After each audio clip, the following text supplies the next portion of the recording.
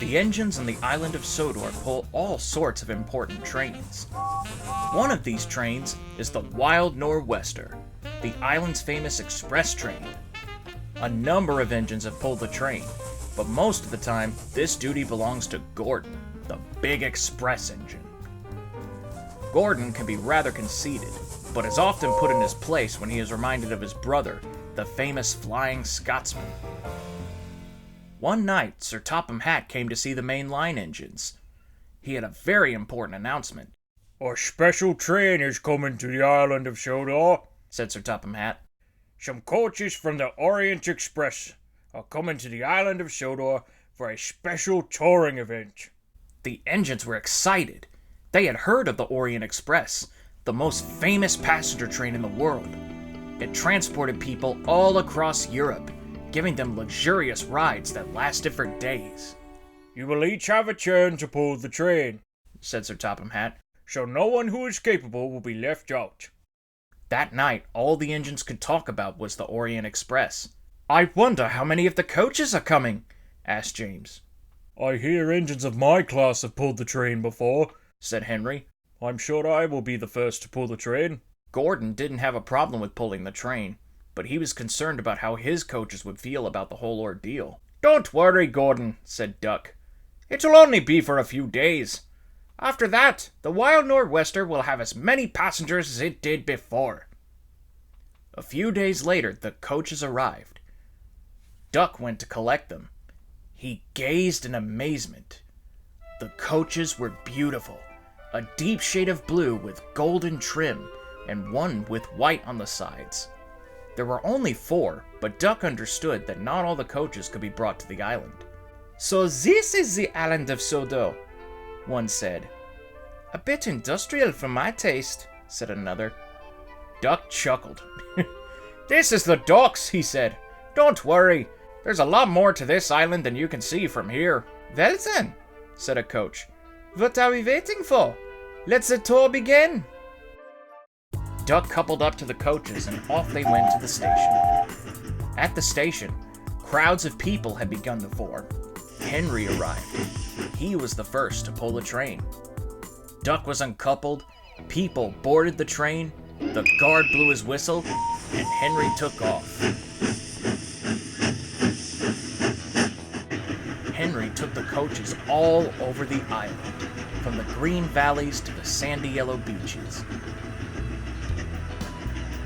The coaches loved every moment of the journey. When the day was done, Henry backed down into the station. James and Duck were already waiting. Soon after, Gordon arrived.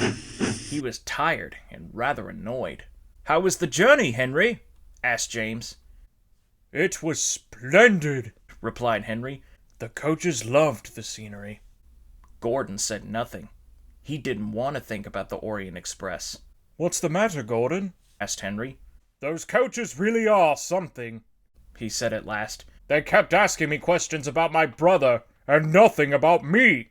"Well, they are celebrities," said James. "They probably just want to meet another." Gordon had to agree, but decided to say nothing on the matter.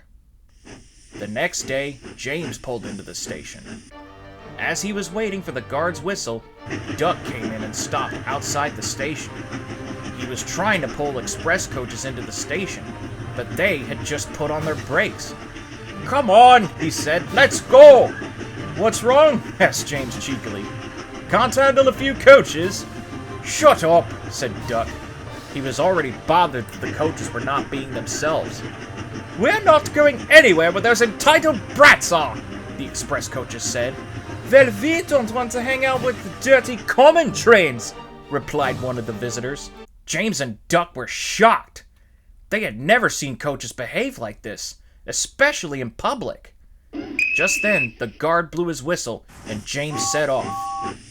"It's about time," said one of the Orient coaches. Duck was cross. "I can't believe I'm saying this, but those coaches are horrible." Later that day, James saw Henry at a red signal. "I can't believe these coaches," James whispered to Henry.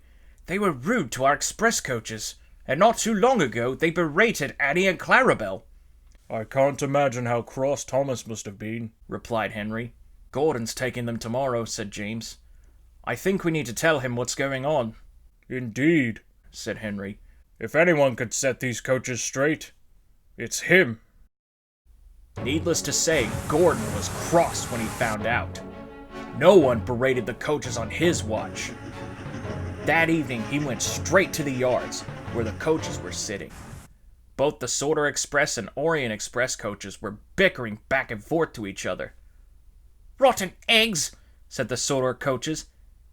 Tear my tolers, retorted the Orient Express. Enough, shouted Gordon, who let off steam loudly. He stared the Orient Express coaches down.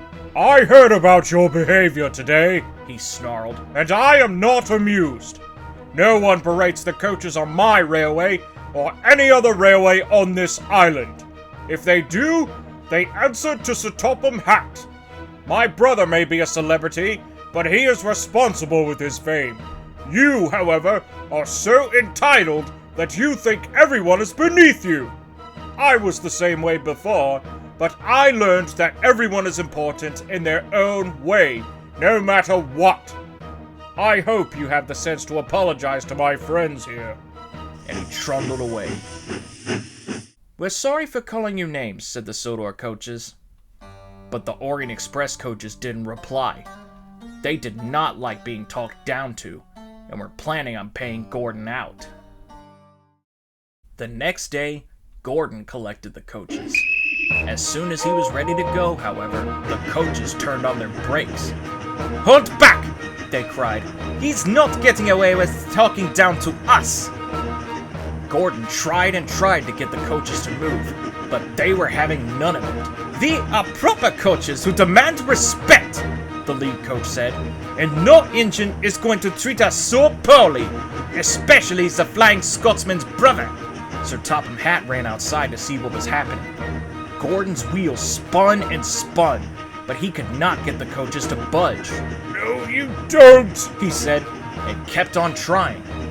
Suddenly, Duck came through with a coal train. As he passed by, coal dust flew everywhere, making Gordon and the Orient Express very dirty. Ugh! The coaches cried. Gordon chuckled.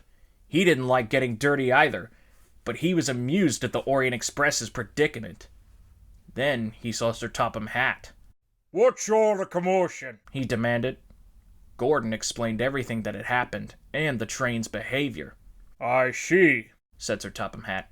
He looked at the coaches very sternly. You are guests on this railway, he fumed. If you're going to be here, you will be respectful to the inhabitants. I don't care how famous you are.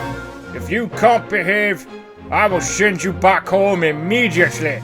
We're sorry, sir. I'm sure you are now, he said. But you will have to travel in this condition until this evening. We can't keep the passengers waiting. When everything was ready, Gordon finally set off. The coaches were miserable for the whole trip, but the passengers still enjoyed their time on the train. They had been on the island before, so they didn't mind the dirty windows.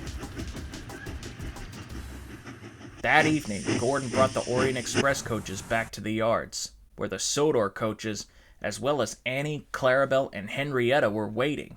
We are very sorry, said the coaches. We shouldn't have behaved the way we did, nor should we have been so rude to you. Thank you, replied the Sodor coaches. We're sorry for our behavior as well.